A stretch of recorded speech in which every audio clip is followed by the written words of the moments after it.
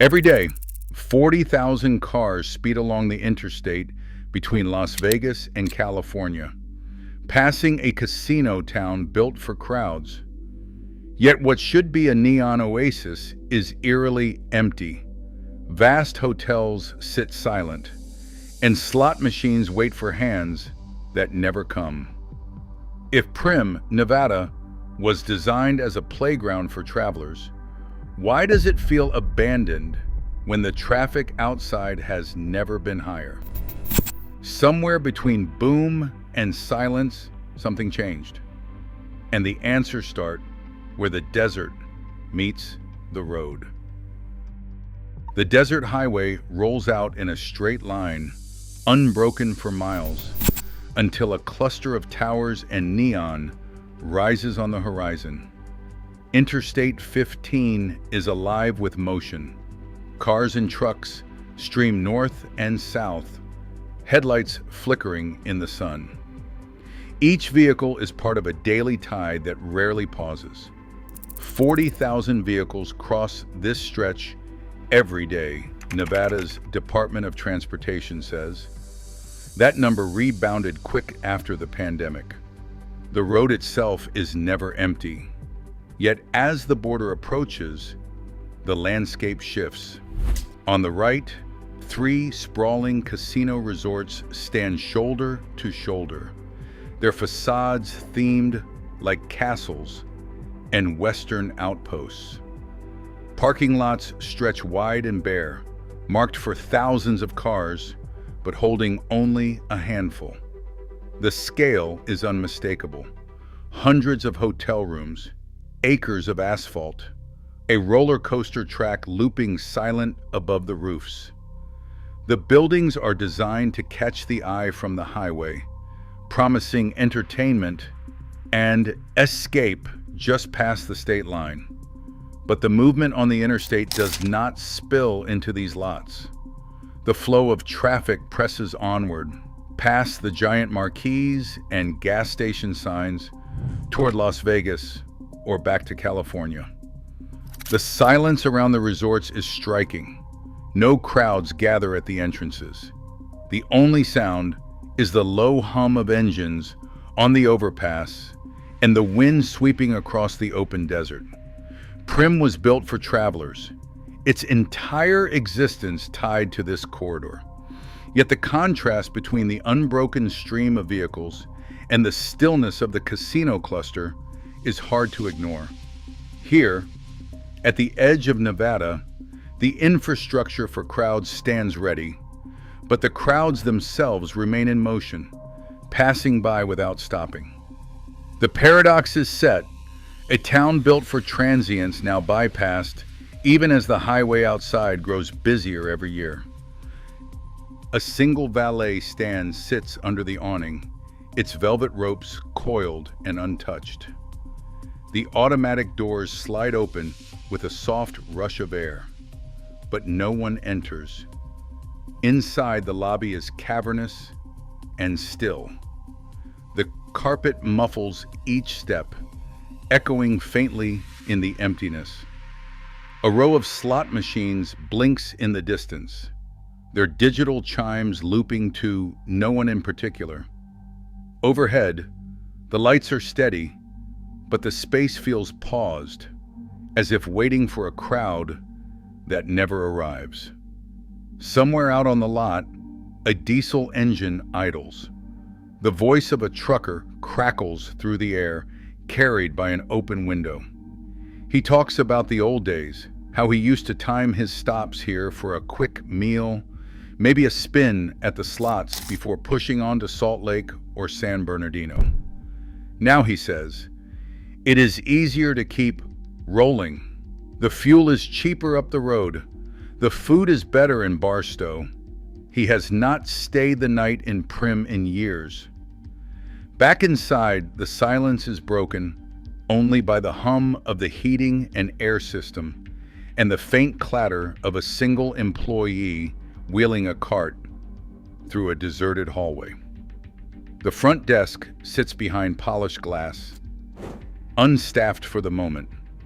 A bank of elevators waits, doors closed, their call lights unlit.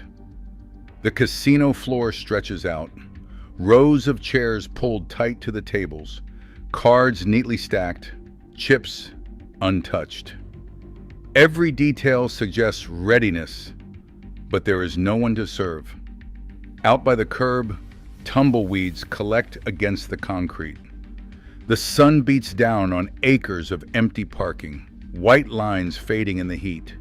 The only movement comes from the wind and from a lone truck pulling out onto the highway, merging back into the flow of traffic that never seems to stop, except here.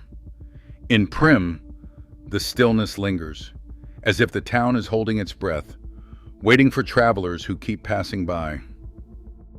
In the years after World War II, the California and Nevada border was little more than a line in the sand, marked by a scattering of gas pumps and dusty roadside signs.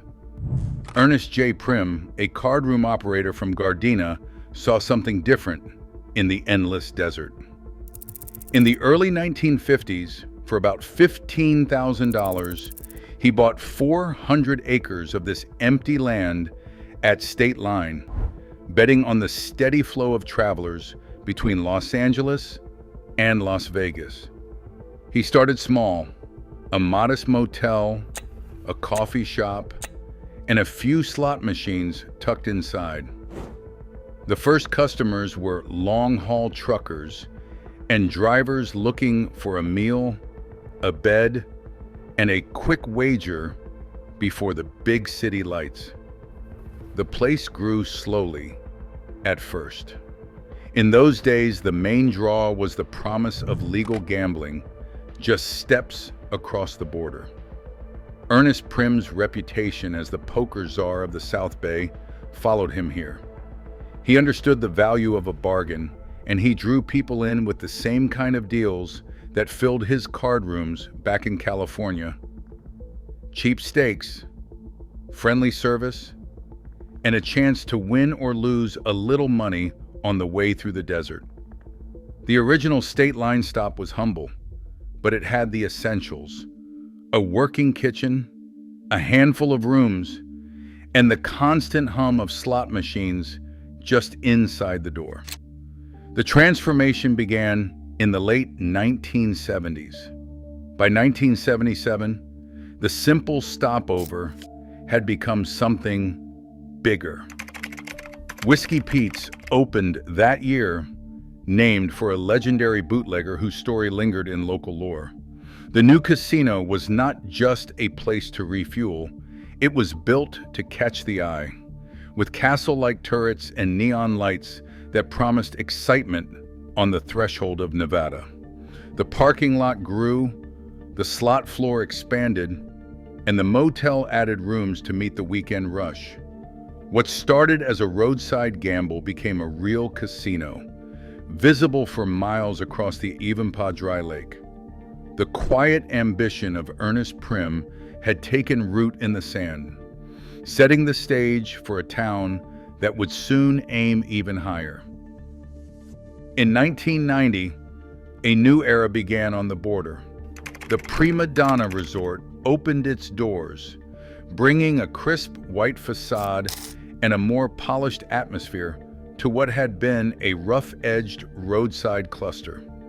The casino floor was brighter, the hotel rooms more inviting, and a direct passageway soon connected it to an ambitious new outlet mall, hundreds of thousands of square feet, packed with brand names and discount promises. Suddenly, the desert stopover was aiming higher than truckers and overnight gamblers. Families arrived in minivans, lured by weekend deals and the novelty of shopping just inside Nevada. 4 years later, the landscape grew again. Buffalo Bills launched in 1994. Its sprawling western motif anchored by the Desperado roller coaster, a yellow steel giant that wrapped around the hotel tower, and, for a brief moment, claimed the title of tallest and fastest coaster in the world. The property boasted over 1,000 rooms, a concert arena, and a log flume ride that splashed through the casino floor. Postcards from the time show crowds lined up for rides, kids clutching arcade tokens, and lines snaking out from the buffet. On busy weekends, the parking lots filled with California plates. Tour buses idled near the entrances, discharging shoppers and day trippers by the dozens. By the mid-1990s, the collection of themed resorts and retail had outgrown its old identity. In 1996, the town officially changed its name from State Line to Primm, honoring Ernest Primm's vision and making a clean break from the confusion with State Line, Nevada, up at Lake Tahoe. The new name was more than a tribute. It was a stamp on the desert, announcing a border town built to catch the eye of anyone crossing from California. Each expansion added more rooms, more tables, more reasons to stop. The scale of the place, thousands of hotel keys, a mall, a roller coaster visible for miles, suggested a confidence in endless crowds. For a while, that confidence seemed justified. The town that started as a handful of slot machines now stood as a full-fledged resort cluster, its ambitions written in steel, glass, and neon. Ownership of Primm's casinos changed as the millennium approached, reshaping the town's fortunes in ways that still echo through these empty halls. In 1998, MGM Grand acquired the 3 resort properties from the Primm family, bringing the border town into the portfolio of one of the world's largest gaming corporations. That same year, the fashion outlets of Las Vegas opened, connecting directly to the prima donna, now Primm Valley Resort, and promising a new wave of shoppers and bus tours from California. The scale was unmistakable. Hundreds of thousands of square feet of retail, rows of new storefronts, and a marketing push aimed at bargain hunters as much as gamblers. MGM's arrival brought a new layer of polish and corporate structure. The company invested in employee housing, building the Desert Oasis Apartments in 2004, a cluster of 52 buildings just off Primm Boulevard. For the first time, hundreds of workers had air-conditioned apartments instead of trailers. The population on paper remained small, but the workforce swelled to meet the demands of 3 round-the-clock casinos, a sprawling outlet mall, and amenities built for weekend surges. Most residents lived within walking distance of their jobs, forming a community defined by shift changes, cafeteria meals, and the constant hum of the gaming floor. On busy weekends, the employee parking lots filled before sunrise. Housekeepers clocked in for double shifts. Dealers rotated through crowded pits, and the buffet lines sometimes stretched out the door. Busloads of shoppers arrived from Los Angeles, drawn by the promise of tax-free bargains and a taste of Nevada before the Strip. The outlets buzzed with activity. Coupons in hand, families moved between stores and slot machines, pausing for cheap hot dogs or a quick spin on the Desperado coaster. But life in Primm was always tied to the rhythm of the highway. The casinos ran on a cycle of Friday night arrivals and Sunday departures, with staff bracing for the rush and then watching the place empty out as quickly as it filled. For workers, the town offered steady pay, subsidized rent, and a sense of belonging, if only for as long as the crowds kept coming. In 2007, MGM sold the Primm properties to Herbst Gaming, which would later become Affinity Gaming. The shift from a global entertainment giant to a smaller regional operator brought changes both subtle and obvious. Cost controls tightened. The focus shifted from expansion to efficiency. Some amenities were scaled back, and the outlets, already struggling to keep every storefront filled, began to see longer stretches of vacancy. Yet the core of Primm's workforce remained, many living in the desert oasis apartments, still making beds, dealing cards, and serving meals in a town built for crowds. A former employee remembers the constant motion, how every weekend felt like a new beginning, and every Sunday night brought a hush that settled over the casino floor. She talks about the camaraderie among staff, the shared rituals of clocking in, the pride in keeping the place running, even as ownership changed and the faces at the tables shifted. For her, Primm was more than a job. It was a way station, a place where people from all over came together to keep the lights on, even as the world outside kept moving.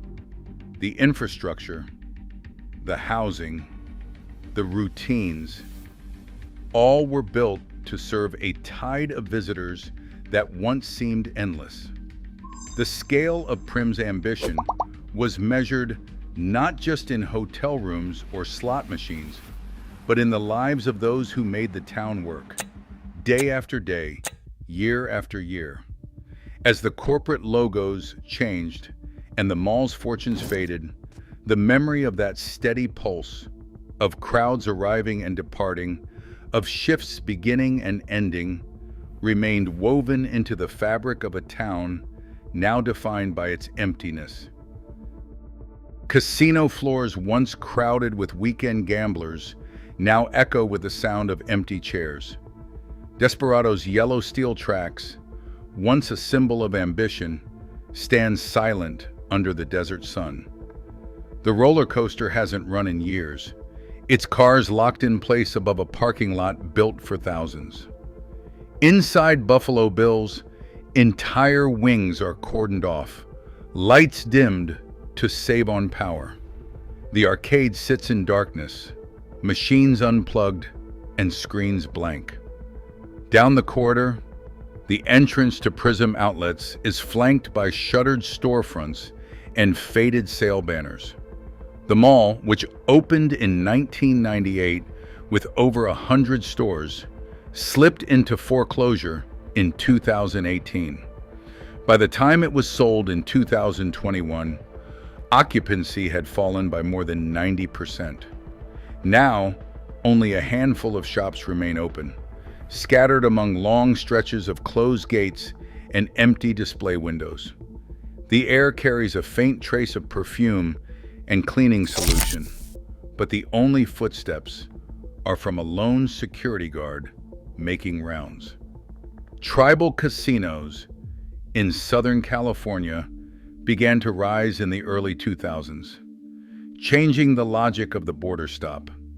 Morongo, Pachanga, and Yamava built hotel towers, concert venues, and gaming floors that rivaled anything on the Nevada side. For travelers from Los Angeles or the Inland Empire, the drive to Primm lost its appeal. Why spend 4 hours on the road when a full-scale resort sat just outside the city? A tourism expert from UNLV notes that the story of Primm's decline is tied directly to the growth of tribal gaming. The old draw of crossing the state line for a quick wager faded as California's casinos added thousands of slots and table games, all within easy reach of the city. In 2020, the pandemic swept through Nevada, and the governor ordered every casino to close. For the first time in decades, the slot machines went dark, and the hotel towers emptied out. Staff were sent home, unsure when or if they would return. Buffalo Bills stayed closed for months after others reopened. Even now, only a fraction of rooms are available, and the Desperado coaster remains off limits. In the mall, some corridors never reopened at all. Meanwhile, the rise of online gambling changed habits across the country. Sports betting apps and digital slots offered the thrill of risk from a phone or laptop. Younger gamblers, drawn to experiences and convenience, saw little reason to stop at a roadside casino. The same technology that once filled Primm with tour buses and coupon shoppers now delivers entertainment directly to living rooms and car seats. A local official describes the town's predicament as a convergence of outside forces. The highway is busier than ever, but the reasons to stop have dwindled. Tribal casinos, economic shocks, and new technology have all played a part. The outlet mall's foreclosure, the sale to a distressed asset firm in 2021, and the long casino shutdowns are not isolated events. They are chapters in a story where decline feels built into the landscape.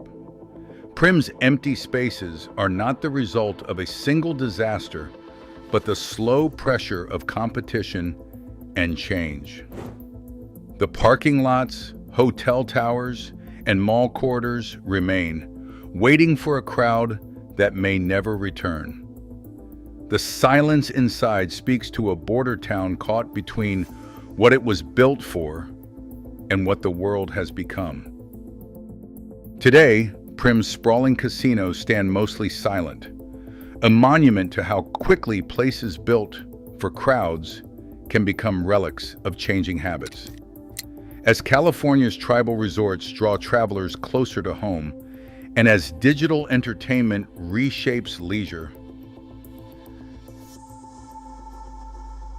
the emptiness here forces us to ask, in a world that moves faster every year, what gets left behind?